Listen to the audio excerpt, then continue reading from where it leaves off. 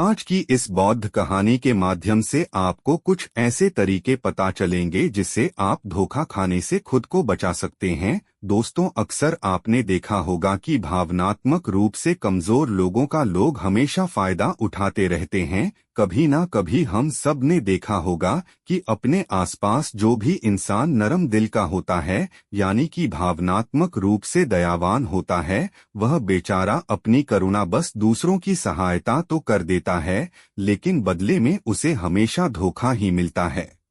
दोस्तों, अब सवाल यह उठता है कि क्या एक इंसान को भावनात्मक नहीं होना चाहिए? क्या उसे दूसरों पर भरोसा नहीं करना चाहिए? दूसरों की सहायता नहीं करनी चाहिए? क्या दयावान और संवेदनशील होना कोई गुनाह है या फिर कोई गलती है? दोस्तों, यही इस कहानी के माध्यम से जानेंगे। दोस्तों, बहुत समय पहले की बात है। एक बार एक युवा लड़का जंगल के पेड़ों पर मुख्य मार रहा था। वह बड़े जोर जोर से मुख्य मार रहा था। वह अपने माँ का गुस्सा निकालने की कोशिश कर रहा था। शायद उसको किसी ने धोखा दिया था या फिर उसके साथ बहुत बुरा हुआ था, जिससे वह बहुत ज्यादा परेशान था। उसे कहीं भी शांति नहीं मिल रही थी। वह लगातार उसे पेड़ पर मुक्का मार रहा था, जिससे उसकी उंगलियां लहूलुहान हो चुकी थी। इस जंगल में एक शीतल पानी का झरना था। वहां पर एक बौद्ध भिक्षु रोज संध्या काल के समय स्नान करने आया करते थे। यह उनका रोज का नियम था। आज जब वह बौद्ध भिक्षु इस रास्ते से स्नान करने के लिए उसे जंगल में आए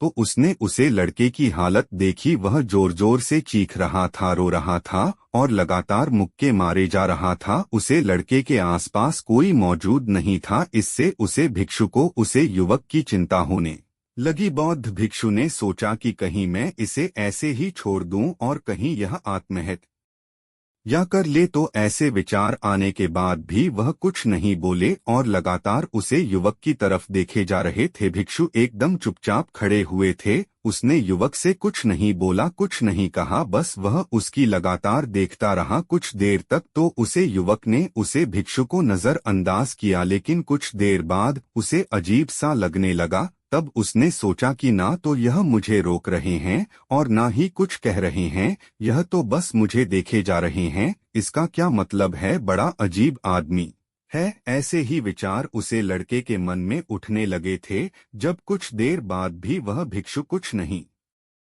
बोले तो लड़के ने अचानक से उससे पूछा, मान्यवर, आप अपने रास्ते क्यों नहीं चले जाते? आपको क्या मतलब खड़े हुए मुझे देख क्यों रहे हैं? फिर भिक्षु ने बड़े शांत स्वर में कहा, बेटा, मैं तुम्हें रोक नहीं चले जाते। आपको क्या मतलब खड़े हुए मुझे देख क्यों रहे हैं? फिर भिक्षु ने बड़े शांत स्वर में कहा, बेटा, मैं तुम्हें रोक नहीं रहा हूँ, तुमसे कुछ कह नहीं रहा हूँ, तो मुझे तुम्हें क्या परेशानी है? मेरे ही तरह यह पेड़ पौधे, यह पक्षी, यह सब तुम्हें तो देख ही रहे हैं। जब इसे तुम्हें कोई परेशानी नहीं है तो मुझे क्यों परेशानी है? यह सुनकर और लड़का जोर से चिल्लाकर बोला, मुझे सबसे परेशानी है, मैं सबसे नफरत करता हूँ। यहाँ पर सब धोखेबाज गद्दार होते हैं, कोई किसी का नहीं होता इस दुनिया में। और इस तरह बोलते बोलते वह फूट फूट कर रोने लगा और रोए जा रहा था और बौद्ध भिक्षु उसे देखे जा रहे थे। वह उसे चुप करने की कोशिश भी नहीं कर रहे थे। यह बात तो उसे लड़के को और ज्यादा अजीब लगी। अब रोना छोड़कर उसे लड़के ने चुप होकर उसे भिक्षु से कहा, बड़े अजीब आदमी है आप। आपके सामने कोई इंसान दुखी है, परेशान है और आप उसे चुप भी नहीं कर सकते हो कि मन में बिल्कुल भी संवेदना नहीं है। आपको अपने साधु होने पर लाजमी होना चाहिए और ऐसे ही न जाने क्या क्या जली कटी बातें वह युवक उसे भिक्षु को सुनने लगा। कुछ देर बाद जब युवक का सारा गुस्सा निकल चुका था, तब भिक्षु ने बड़े ही शांत स्वर में कहा कि आज मैं तुम्हें कंधा दे सकता हूँ, तुम्हारे आंसू पूछ सकता हूँ, लेकिन इससे तुम्हारी समस्या का समाधान नहीं होगा। कुछ देर के लिए तुम्हारा मन बहल जाएगा, बस उसके बाद वही जिंदगी, वही लोग जो तुम्हें आज कंधार देने के लिए भी तुम्हारे पास नहीं है। फिर से तुम इस जिंदगी में लौट जाओगे। कोई तुम्हें धोखा देगा, कोई तुम्हारा फायदा उठाएगी और तुम अपने मन को ऐसे ही तकलीफ पहुंचाने रहोगे। तो आंसू पहुंचने की बजाय तुम्हें मुझसे कुछ ज्ञान की बातें लेनी चाहिए, जिससे तुम्हें जीवन में कोई भी धोखा ना दे। सके तुम्हारी अच्छाई का कोई भी फायदा ना उठा सके। बेटा याद रखना, आंसू पहुँचने वाले तो तुम्हें बहुत मिल जाएंगे, लेकिन ज्ञान और सही समझ देने वाला कभी कभी कोई इंसान मिलता है। भिक्षु ने उसे बताया कि मैं पास ही के झरने में स्नान करने के लिए जा रहा हूँ, वहाँ बाद ही शीतल पानी है, अगर तुम चाहो तो तुम भी मेरे साथ चल सकते हो। यहाँ पर अकेले परेशान होने से अच्छा है कि तुम झरने की शीतल पानी में स्नान करो, जिससे तुम्हारा दिमाग, मन, मस्तिष्क और तुम्हारा शरीर सब कुछ पवित्र हो जाएगा। यह सुनकर वह लड़का उसे भिक्षु के पीछे पीछे चल लिया। जंगल के बीचों बीच रास्ता झरने की तरफ जाता था। जंगल में सन्नाटा छाया हुआ था। उनके पैरों तले सूखे पत्तों की चरमराने की आवाज पूरे जंगल में गूंज रही थी। आज पूर्णिमा की रात थी और आसमान में चांद अपनी उजली रोशनी उसे जंगल में फेंक रहा था। उसे रोशनी में दोनों उसे झरने की तरफ बढ़ते चले जा रहे थे। रास्ते में चलते चलते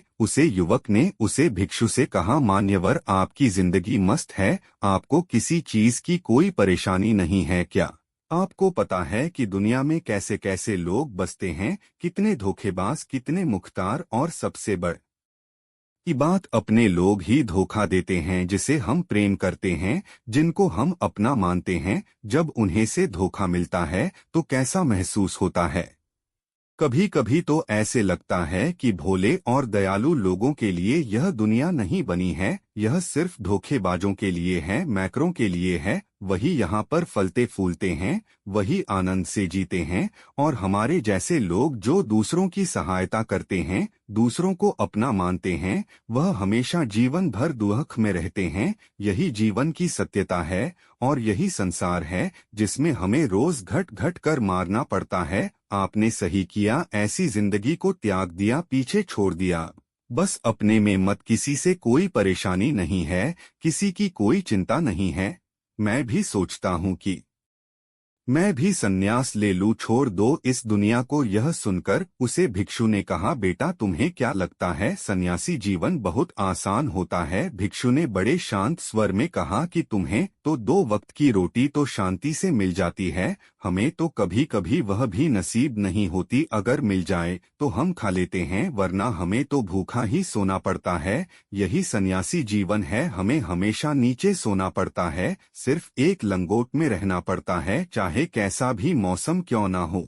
बेटा यह सब तुम्हें आसान लगता है तो तुम भी सन्यासी बन जाओ। फिर युवक ने कहा कि आप कहते तो ठीक ही है, संघर्ष तो दोनों तरफ है, सांसारिक जीवन में भी और सन्यासी जीवन में भी। वैसे सांसारिक जीवन भी अच्छा है, वैसे सांसारिक जीवन भी अच्छा है, लेकिन तब तक जब तक घर परिवार में सुख शांति बनी रहे, धोखा ना मिले, हमारे लोग हमारा फायदा ना उठा, हमसे झूठ ना बोले, हमें धोखा ना दे, तो जीवन जीने का आनंद होता है, वरना तो जीवन नर्क हो जाता है। फिर भिक्षु ने कहा, देखो सन्यास अपने मन से लिया जाता है। जब हमारा मन कहता है कि हमें सन्यास के मार्ग पर सफलता हासिल करनी है, आगे बढ़ाना है, तो ही सन्यासी जीवन सफल हो पता है। लेकिन तुम अपने घर से परेशान होकर, दूसरे लोगों से परेशान होकर सन्यासी बनना चाहते हो तो तुम्हारा सन्यासी जीवन भी कभी सफल नहीं होगा। इससे अच्छा तो तुम सांसारिक जीवन में अगर कुछ तरीके, कुछ नियम अपनाओ तो दूसरे लोग तुम्हें धोखा नहीं दे पाएंगे। सबसे पहले तो यह समझो कि धोखा उन्हें ही मिलता है जो भावनात्मक रूप से कमजोर होते हैं, जिनके दिल जल्दी पिघल जाता है, जो दूसरों को दुख में नहीं देख पाते। ऐसे लोगों के साथ धोखे होने की संभावना ज्यादा होती है, क्योंकि कोई भी आदमी अपनी परेशानी बताकर, अपने को दुख में बांधकर तुम्हारा फायदा उठा सकता है। क्या पता वह झूठ बोल रहा हो या वह दुखी होने का नाटक कर रहा हो, लेकिन आपको तो सच ही लगेगा। और उसके बाद कुछ समय बाद आपको पता चलता है कि आपके साथ धोखा हो गया। उसके बाद आपका मन अंदर से टूट जाता है। इसीलिए सबसे पहले इस बात का ध्यान रखना कि किसी भी व्यक्ति को यह एहसास मत होने दो कि तुम भावनात्मक रूप से कमजोर हो, अंदर से तुम्हारा दिल नरम है। अगर उन्हें यह कमजोरी पता चल गई तो वह कोई ना कोई जल रचकर आपका फायदा उठाने की जरूर कोशिश करेंगे। चाहे आप अंदर से संवेदनशील हो, दूसरों की मदद करने वाले हो, लेकिन किसी को एहसास मत होने दो। ऊपर से कठोर बने रहो। जब लोगों को लगेगा यह आदमी कठोर है तब वह लोग जो झूठ है मक्कार है वह आपके पास आएंगे ही नहीं, वह उन्हें चंगे जो उनके आसानी से शिकार होंगे। और दूसरी बात समझने की यह होती है कि हम बहुत जल्दी दूसरों पर विश्वास कर लेते हैं और हमारा जल्दी विश्वास करने की आदत ही हमें हानि पहुंचती है। 2 दिन तुम्हें किसी से मिले हुए नहीं होते हैं और तुम एक दूसरे के हो जाते हो, एक दूसरे पर पूरा भरोसा करने लग जाते हो और यह भरोसा तीसरे दिन टूट भी जाता है और फिर तुम्हें धोखा मिलता है और फिर तुम परेशान होते हो। इसीलिए समय दो, किसी भी चीज को, किसी भी रिश्ते को आगे बढ़ाने के लिए समय की जरूरत होती है। समय के साथ तुम्हें सामने वाले इंसान की अच्छाई और बुराई पता चलती है, तब तुम्हें पूर्ण रूप से पता चलता